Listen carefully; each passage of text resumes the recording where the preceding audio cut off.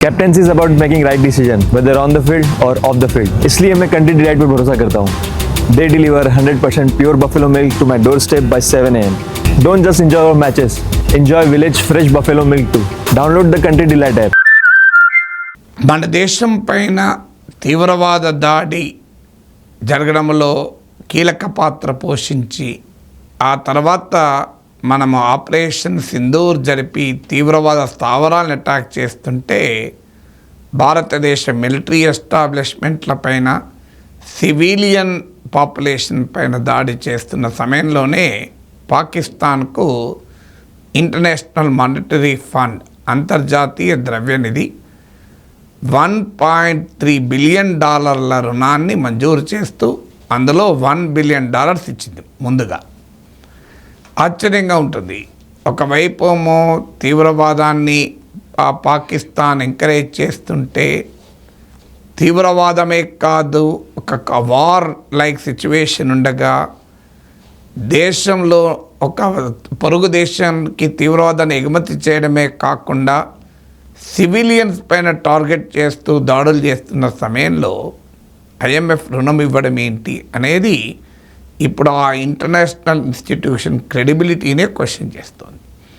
ముందుగా IMFలో ఎలా రుణము సాధించగలిగింది పాకిస్తాన్కు రుణం రాకుండా చేయగలిగే సామర్థ్యం భారతదేశానికి లేదు.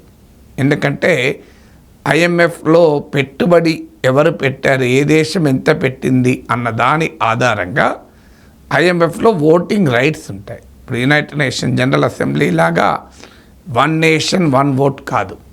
వరల్డ్ బ్యాంక్ IMFలో ఇన్ఫ్లుయెన్స్ ఎవరికి ఉంటుంది అంటే ఆ ఫైనాన్షియల్ హెఫ్ట్ ఆర్థిక బలం ఉన్న వరకే ఉంటుంది. IMF ఓటింగ్ రైట్స్ విధానం. మీకు భారతదేశానికి IMFలో ఉన్న ఓటింగ్ రైట్స్ కేవలం 2.76% పాయింట్ మాత్రమే. 2.76 అంటే మన ఓటింగ్ రైట్స్ చాలా పరిమితం. సో కానీ ఎవరు తలుచుకుంటే IMF రుణం పాకిస్తాన్ రాకుండా ఉండేది. 16.5% ఓటింగ్ రైట్స్ అమెరికాకు ఉన్నాయి. అందువల్ల అమెరికా కీలక పాత్రధారి ఇందులో. అలాగే మీకు యూరోపియన్ యూనియన్లో చాలా దేశాలు ఉన్నాయి. అందులో ఒక్కొక్క దేశానికి ఓటింగ్ రైట్స్ ఉంటాయి విడిగా. యూరోపియన్ యూనియన్కి కలిపి 30% ఉంటుంది. ఇక జపాన్ 6.8% ఉంటుంది. థర్డ్ లార్జెస్ట్ ఓటింగ్ రైట్స్ కలిగిన దేశం జపానే. అలాగే UK 4.0% ఉంటుంది.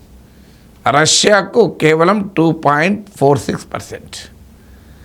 నేను ఈ దేశాల పేర్లు చూస్తే మీరు America, European union, UK, Japan ఈ 4 కలిపితే అంటే వెస్టర్న్ అలియన్స్ తీవ్రవాదం గురించి రోజు ఉపన్యాసాలు చెప్పి ప్రపంచానికి రోగ్ స్టేట్స్ అంటూ ఇరాక్ పైన, లిబియా పైన, ఆఫ్ఘనిస్తాన్ పైన యుద్ధం చేసి ఇప్పటికీ నార్త్ కొరియా, ఇరాన్, క్యూబా లాంటి దేశాలను తమ ఆంక్షలతో ఇబ్బంది పెట్టేటువంటి దేశాలు.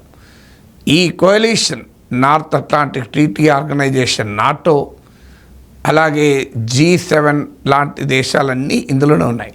అమెరికా నాయకత్వంలోని మిత్రమండలి వీళ్ళందరూ కలిపితే అమెరికా 16.5, యూరోపియన్ యూనియన్ 30 అంటే 46.5, 6.8 మీకు జపాన్, 4.0 UK అంటే 10.8, 57.3% అవుతుంది. 46.5 ప్లస్ 10.8 కలిపితే అంటే మీకు నియర్లీ 57% ఎబోవ్ మీకు ఈ వెస్ట్రన్ కోalitionకే ఉన్నాయి. అంటే వీళ్ళు తలుచుకుంటే ఎట్టి పరిస్థితుల్లో పాకిస్తాన్కు రాదు. ఎందుకంటే ఈ 57.3కి ఆటోమేటిక్గా మన 2.76 ఇండియానే ప్రతిపాదించింది కనుక వస్తుంది కనుక 60%. అంటే పాకిస్తాన్కు IMF రుణం వచ్చే అవకాశమే లేదు. అంతే IMF రుణం ఎవరి వల్ల వచ్చింది? అమెరికా చలవ వల్ల వచ్చింది. అమెరికా నాయకత్వంలోని మిత్ర దేశాల చలవ వల్ల వచ్చింది. అందుకే యూరప్ గురించి మాట్లాడుతూ జయశంకర్ మన ఎక్స్టర్నల్ అఫైర్స్ మినిస్టర్ సూటిగా చెప్పాడు. వాస్తవంగా అది యూరప్ గురించి చెప్పినా అమెరికాకు కూడా వర్తిస్తుంది. We need partners not preachers అన్నారు. అంటే మాకు భాగస్వాములు కావాలి, మాకు ప్రీచర్స్ కాదు. What they preach they don't practice అన్నారు. మీరు గమనించండి, international war and terrorism, global war and terrorism ప్రకటించి అమెరికా ఏం మాట్లాడింది? Are you on the side of terrorism, are you on the side of United States అన్నారు. మరి ఇవాళ టెర్రరిజాన్ని ఎగుమతి చేస్తున్న పాకిస్తాన్ వైపు మీరు ఎందుకున్నారు? మల్టీలేటరల్ ఫండింగ్ ఇండియా ఏం ప్రతిపాదించింది ఐఎంఎఫ్లో? మల్టీలేటరల్ ఫండింగ్ ఇచ్చే ముందు, అంటే ఐఎంఎఫ్ లాంటి అనేక దేశాలతో కూడిన అంతర్జాతీయ వ్యవస్థల నుంచి లోన్లు ఇచ్చేటప్పుడు, సహకారం ఇచ్చేటప్పుడు గతంలో ఇచ్చిన సహకారం ఎలా దుర్వినియోగమైంది, ఎలా సద్వినియోగమైంది ఒక్కసారి విశ్లేషించండి అని చెప్పింది. కానీ ఎవరు అంగీకరించలే. ఇండియా ఒక్కటే అబ్స్టైన్ అయింది ఓటింగ్ నుంచి. ఐఎంఎఫ్ రుణం ఇచ్చేసింది. సో ఐఎంఎఫ్ చరిత్ర ఏంటి? ఐఎంఎఫ్ పాకిస్తాన్కు ఏ ప్రాతిపదిక మీద రుణం ఇచ్చింది అంటే రెసిలియన్స్ ఫర్ క్లైమేట్ చేంజ్. ఇదొక విచిత్రం. వాతావరణ మార్పు ఎదుర్కోవటానికి పాకిస్తాన్కు రుణం ఇచ్చారట. మనకు అమెరికా F-16 ప్యాకేజ్ గురించి నేను చాలాసార్లు చెప్పాను. Biden $450 million package F-16 package ఇచ్చాడు. $393 మిలియన్ ట్రంప్ ఇచ్చాడు. వీళ్ళిద్దరు కలిపితే $750 మిలియన్ ఇచ్చారు. $75 కోట్ల.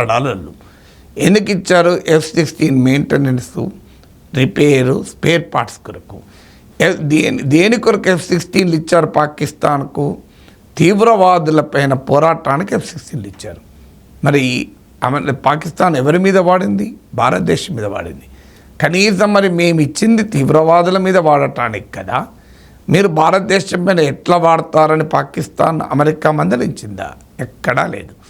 కానీ ఇందుకు కాంట్రాస్ట్ మీకు ఉక్రెయిన్ వార్ రష్యా ప్రకటించడంతోనే రష్యా ఇంధన ఎగుమతులపైన, ఎనర్జీ ఎక్స్పోర్ట్స్ పైన టోటల్గా ఆంక్షలు విధించింది అమెరికా, యూరోప్ దేశాలు. వాస్తవంగా రష్యాకు వచ్చేటువంటి ఆదాయంలో 1/3 ఈ ఎనర్జీ ఎక్స్పోర్ట్స్ నుంచే వస్తుంది. సో ఎందుకు అంటే రష్యా ఉక్రెయిన్ పైన వార్ చేస్తుంది. మనము రష్యా నుంచి ఎనర్జీ దిగుమతి చేసుకుంటే ఆ వార్ను ఫైనాన్స్ చేసినట్లే అవుతుంది అన్నారు. ఇప్పుడు మరి పాకిస్తాన్ ఇండియాపైకి తీవ్రవాదాన్ని ఎగుమతి చేస్తుంటే, ఇండియాలోని సివిలియన్ మిలిటరీ టార్గెట్లు అటాక్ చేస్తుంటే ఐఎంఎఫ్ రుణం ఎందుకు ఉపయోగపడుతుంది?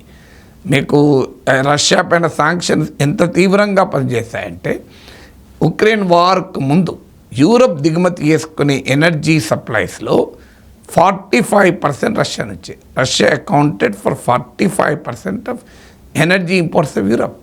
అది 8%కు పడిపోయింది.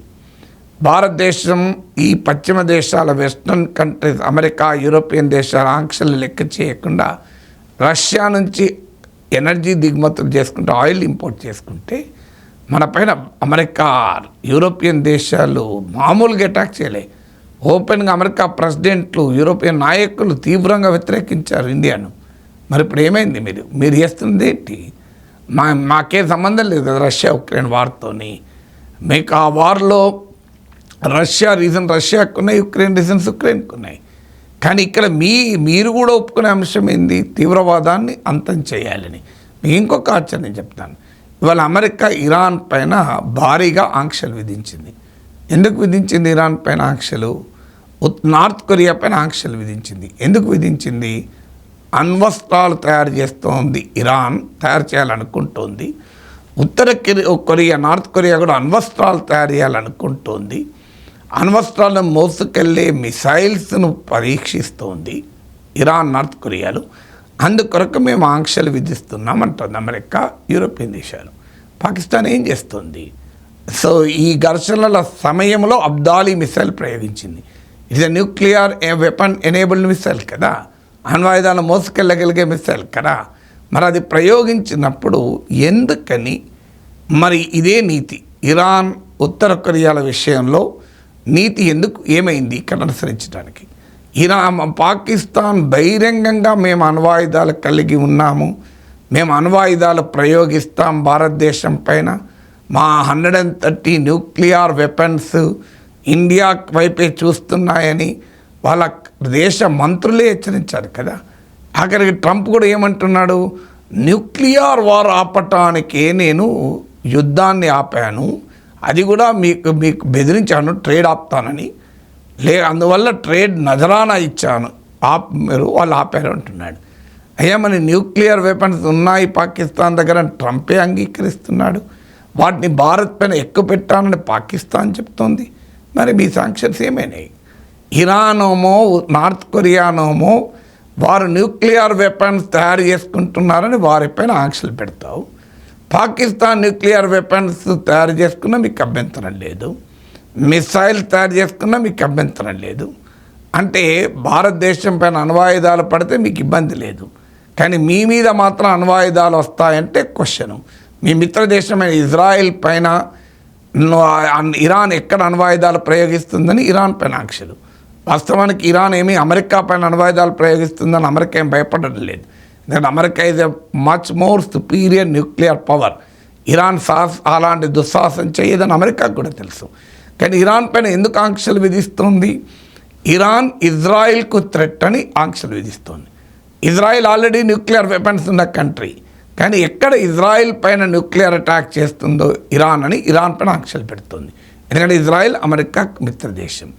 నార్త్ కొరియా పైన ఎందుకు ఆంక్షలు పెడుతోంది? తమ మిత్రదేశమైన సౌత్ కొరియా పైన ఎక్కడ అణ్వస్త్రాలు ప్రయోగిస్తుంది అని నార్త్ కొరియా పైన ఆంక్షలు పెడుతుంది. అంటే మీ మిత్రదేశాలైన ఇజ్రాయిల్ సౌత్ కొరియాలను కాపాడటానికి ఇరాన్ల పైన నార్త్ కొరియా పైన అమెరికా ఆంక్షలు పెడుతుంది. మరి భారతదేశం మిత్రదేశం అని చెప్తున్నాడు కదా, మోడీ మాకు మంచి మిత్రుడు అంటున్నాడు కదా ట్రంప్. అమెరికాకు ఇండియాకు స్ట్రాటజిక్ పార్ట్నర్షిప్ ఉన్నది కదా, ఇండో యుఎస్ న్యూక్లియర్ డీల్ ఉంది కదా. మరి అదే వైఖరి భారతదేశం పైన న్యూక్లియర్ వెపన్ ప్రయోగిస్తానన్నప్పుడు పాకిస్తాన్ పైన అమెరికా ఎందుకు ఆంక్షలు పెట్టలేదు? ఎందుకు యూరోప్ ఆంక్షలు పెట్టలేదు? ఎందుకు పాకిస్తాన్ ఇలా న్యూక్లియర్ బ్లాక్మెయిల్ చేస్తుంటే అమెరికా యూరోప్ ఎందుకు ప్రేక్షక పాత్ర పోషించింది? దానికి కారణం ఏంటంటే పాకిస్తాన్ కూడా మాకు మిత్రదేశమే. ఇది ట్రంపే చెప్పిన మాట. Both India is a friend, Pakistan is a friend. అంటే మీ ఫ్రెండ్ ఇండియాకు పాకిస్తాన్ మీరు సమానంగా చూస్తున్నారు అనేది అర్థమైపోయింది కదా. సో అందువల్ల ఇవాళ అమెరికా యూరోప్ యొక్క డబుల్ స్టాండర్డ్స్ చాలా క్లియర్గా అర్థమైంది. అందువల్ల అమెరికా యూరోపియన్ దేశాలు అణ్వస్త్రాల గురించి ఉపన్యాసాలు ఇచ్చినా, తీవ్రవాదం గురించి ఉపన్యాసాలు ఇచ్చినా, ఆ ఉపన్యాసాలలో ఉండే హిపోక్రసీ ఏంటి అని పాకిస్తాన్ IMF రుణం మరొక్కసారి రుజువు చేసింది.